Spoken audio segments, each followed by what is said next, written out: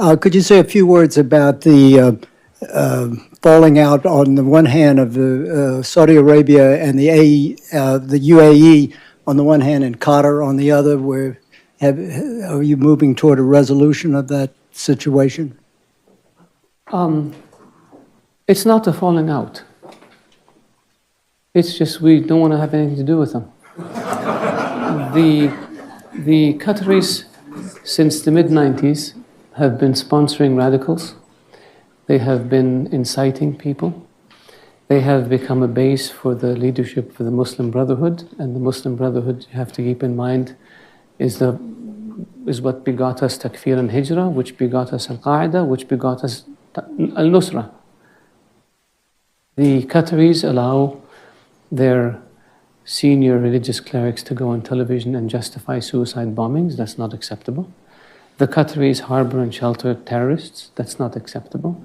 And Nashri, the head of Al-Qaeda in the Arabian Peninsula in 2000, entered Saudi Arabia on a Qatari passport. We captured Al-Qaeda types coming into Saudi Arabia with Qatari passports. The Qataris know this. The Americans know this. The world knows this. The Qataris are funding dissidents in the Emirates and Bahrain and Saudi Arabia and in Kuwait in order to cause problems for those governments and to create instability. Why would you do this? The Qataris pay ransom to terrorist groups, including $500 million to Hezbollah in Iraq, $50 million to Qasem Soleimani, according to text messages between the Qatari ambassador in Iraq and the foreign minister of Iraq, including I don't know how much to Hezbollah in Lebanon. Is that acceptable? If we gave $1 to Hezbollah in Iraq, we'd be sued in a court down the street. And so the Qataris use their media platforms to spread hate. The Qataris send weapons to Al-Qaeda affiliated militias in Libya. The Qatari Emir was conniving with Gaddafi on how to overthrow Saudi Arabia.